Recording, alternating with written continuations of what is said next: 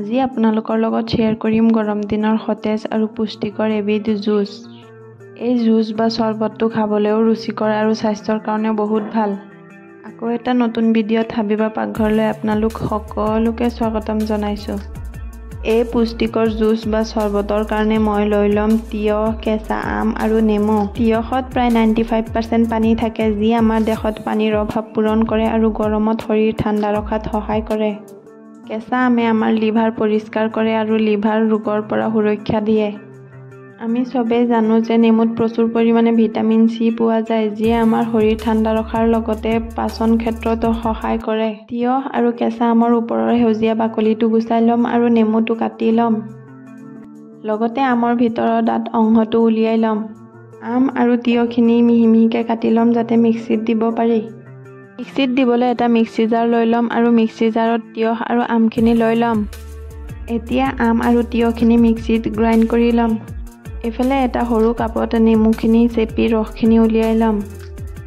নেমু ৰসখিনি উলিয়াই এটা ছাইডে ৰাখি থ'ম আৰু জুচটো মিক্স কৰিবৰ কাৰণে এটা সৰু জাৰ লৈ ল'ম। জাৰটোত প্ৰথমে নেমু পানী লৈ ল'ম আৰু নেমু পানী লৈ আগতে মিক্সিত গ্ৰাইণ্ড কৰি থোৱা তিয়হ আৰু আমখিনি এটা চেকনিৰে চেকি ল'ম। চেকনিৰে চেকি লওঁতে তাতে সামান্য পৰিমাণে পানী দি দিব, যাতে গোটেই আহখিনিৰ পৰা ৰসখিনি ভালকৈ ওলাই আহে। গৰমৰ দিনত এই পুষ্টিকৰ চৰবত বা জুচটোৱে ক্লান্তি আঁতৰায় আৰু শৰীৰত শক্তি দিয়ে। আমাৰ চবৰ পাকঘৰতে প্ৰায় এই বস্তুকেইটা এভেইলেবল হৈ থাকে। আপোনালোকে এই জুচটো এবাৰ বনাই খাবচোন। আম আৰু তিয়হৰ ৰসৰ লগত নেমুৰ ৰসখিনি অকণমান লৰাই মিলাই ল'লোঁ। এতিয়া ইয়াতে দি দিম সৰু চামুচেৰে এচামুচ নিমখ আৰু মিডিয়াম চাইজৰ চামুচেৰে 2 চামুচ চেনি। নিমখ আৰু চেনিৰ লগত গোটেই সংমিশ্ৰণখিনিক ভালকৈ মিহলাই ইয়াতে সামান্য পৰিমাণে জালুকৰ গুড়ি দি দিম। জালুকেও আমাৰ শৰীৰত বহুতো উপকাৰ কৰে। ই আমাৰ ৰোগ প্ৰতিৰোধৰ ক্ষমতা বঢ়ায়। জালুকৰ গুড়ি দি এবাৰ ভালকৈ মিক্স কৰি ল'ম আৰু ইয়াতে মই 1 কাপ নৰ্মেল পানী এড কৰিছিলোঁ।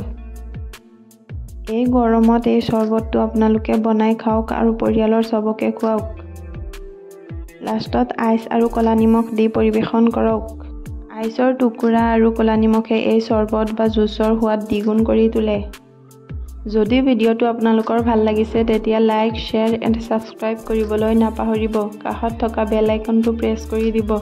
অন্য এটা ভিডিঅ'ত লগ পোৱাৰ আশাৰে আজিলৈ বাই বাই।